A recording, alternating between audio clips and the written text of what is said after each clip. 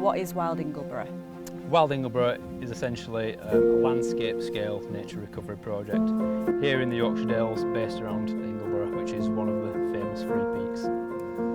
But where are we? This is Ash's pasture. Ash's pasture. And why is it called that? Because this area is historically famous for its ash trees. There would have been a lot of ash trees here. Oh gosh. Can you maybe explain actually what a hay meadow is? Well, a hay meadow is a meadow that is specifically managed to produce hay for fodder for the livestock. Is this sort of a wildflower hay meadow? Like, Yeah. could you potentially have just like fields of like one or two types of grass? A lot of people are going away from traditional wildflower meadows and going more into grass. Especially at dairy farmers, they need a lot of silage for the cattle if they're shut indoors over winter. So quite a lot of silage fields will just be grass, and it'll just grow and grow and grow and grow. They can keep taking lots of cuts from it, and they've managed that over years and years to get to that point. Really productive. It creates a lot of grass, but in terms of biodiversity, it's not great. Whereas this is much more of a prescribed method, and it has to be done a certain way. And I suppose for the animals' diet as well, you know, like Yeah. you must be getting such amazing nutrition from this. Yeah, I mean, I wouldn't want to eat one thing all my life, but this, I mean, I'd like to eat this hay if I was a cow. Well, a lot of it we can eat as well, you Yeah, know, like sure. we can nibble as we go. Because you're cutting yours in July, aren't you? Well, it gives it chance for the wildflowers to set seed. So if you cut it too early, the flowers haven't come into seed and they haven't dropped into the soil. Oh, okay. So you want to give them chance to be able to do that, and then you want to cut to take the thatch off, so you're not putting that too much nutrients back in. So when you're cutting it, you want to be taking away the hay and not leaving it on the ground. Yeah. It reduces the nutrient content. What happens when you've got animals? So they help mulch up the ground and sort of poach different areas, and obviously they're helping with the seed dispersal through their waste. They're keeping the more dominant species down once it's been cut to stop the grasses coming up again, but they're also creating new areas of bare ground for fresh growth to come through. A management technique that goes back hundreds of years really to look after these meadows, otherwise they would turn into sort of scrubby areas. So that's why it's a managed environment rather than a natural process, because it would go into succession of a woodland. Was this always been managed like that since you guys have had it, or was this ever intensively managed? And Yeah, I believe it was managed as a meadow before we even had it, and was. we've just sort of carried on with that prescribed kind of method of managing a hay meadow. This area down the bottom's never had any artificial improvements, so it's not had any additional fertiliser on, which is why it is so vast with different species, because it's never had that improvement. what we're seeing at Broughton, because it's had that improvement, we've got a lot of wood pasture, so we planted these kind of clumps of trees, and then there's a lot of open grassland, and we were like, yep, let's bring the wildflower grasslands back. And actually we're not really seeing much of that go on, even from like an old seed bank. So we're kind of 4 or 5 years into our journey. We kind of thought something might have come up that was already there, but we've just not seen any of that. It can take a really long time for these things to come back. It's surprising how long the seeds can last in the ground. You know, even though you have these longer grasses, if you sort of hunt right to the bottom, you will see leaves of, you know, the nicer flowering plants, but they're not getting the chance to flower because they're so shaded. And things like yellow rattle that Dwayne has got in his hand right now are really useful for that. Yeah, so this is yellow rattle, or also known as hay rattle, and this is actually a parasitic plant of grass. So this will tap into grass roots and sort of draw their energy from them. So this is really good for establishing meadows. If you spread yellow rattle seed, it will sort of get rid of your grass in a way and make more flowers come up. So this is good for biodiversity, yeah. And it's a beautiful flower as well. There's a little bit, still tiny bit of flower there. Is this gone to seed? Is this gone to? It's going to seed, yeah. So that's when it will eventually get its name as a rattle, because it'll literally rattle with seeds inside there, inside them pods once they dry out. Yeah, they can start to see inside there. Nice. Starting to form. What are the predominant species in here then? There's quite a lot of buttercup. We have globeflower in here, knapweed. We're starting to see some of the lovely ragged robin now coming through. Plenty of grasses as well. We've got bits of sorrel in here. Melancholy thistle, which is a fantastic plant. And behind you, you've got meadow sweet as well. And there's that tends to grow in the more wetter areas. So we've got some wetter areas over on that side. And they have these lovely like golden seeds that the birds absolutely love. And then we've got common bistor as well, which is over there, which is nice and sort of... That's a great edible, you know. Yeah, I've heard. Yeah, it's really good for gut microbiome. When this meadow sweet goes to seed, it'll just be covered in goldfinches.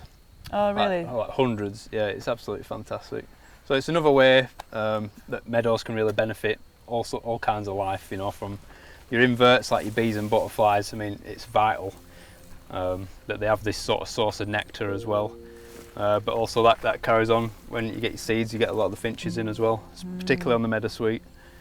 And it's a fantastic habitat as well.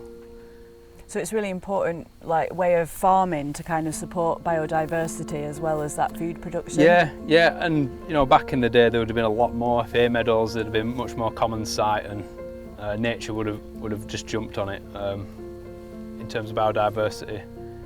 But we're losing them now, so now they're very precious.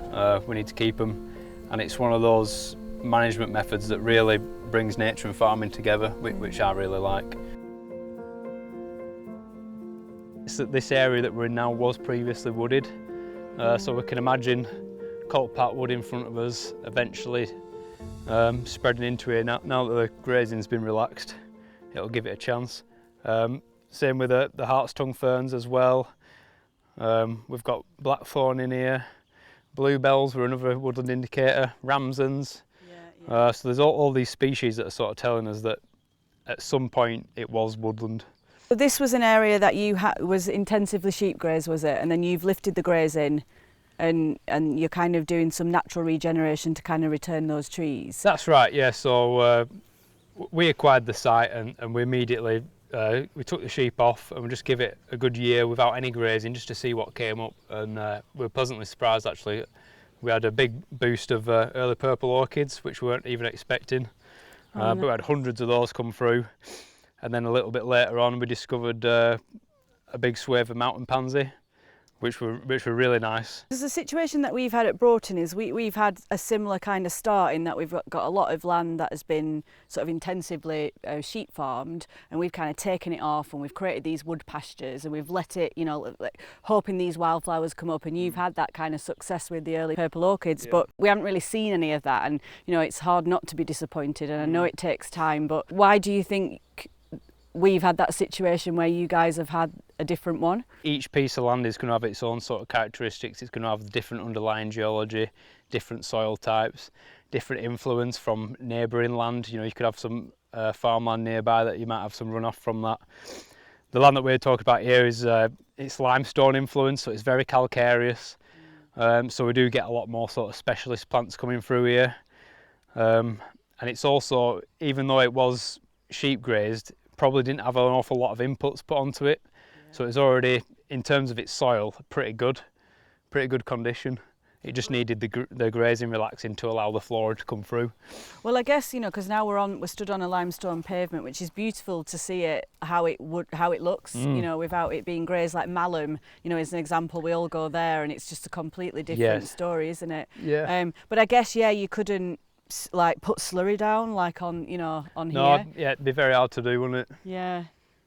So it really is that like nutrient that we've got in the land that is causing that problem for us. Yeah. But what a beautiful story that you had that surprise that we were hoping it was for. Amazing. It really was amazing. And like this, you can see now it's just year after year building on top of each other.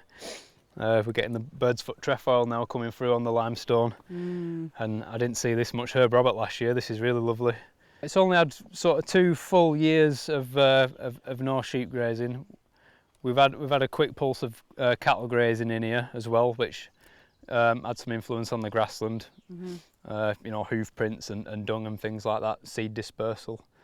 But for the most part, it's been fairly relaxed, and it's just allowed everything to come through. So what will you do with the natural regeneration? Will you leave it to like fully kind of convert into woodland, or will there be like a management put in where it's, what's your kind of plans? Well, we will see. There is quite a lot of archaeology on this site, and we don't want the archaeology to get grown in by trees because the roots can have quite a damaging effect on archaeology. So there's certain areas of this site where we will be sort of clearing trees if they do seed in, but in terms of the full footprint of the site, it's going to be mostly just left to seed itself. But we are going to continue cattle grazing on here, so they will have their own influence as well. You know, they may browse a few trees, they may even create habitat for trees. We'll just have to wait and see what influence that has. It's not going to become a very sort of closed canopy full woodland in here. We imagine it's going to be quite still an open grassland sort of habitat. More of a wood pasture kind of a thing where you've just got the trees here and there. Oh, well, it's really beautiful.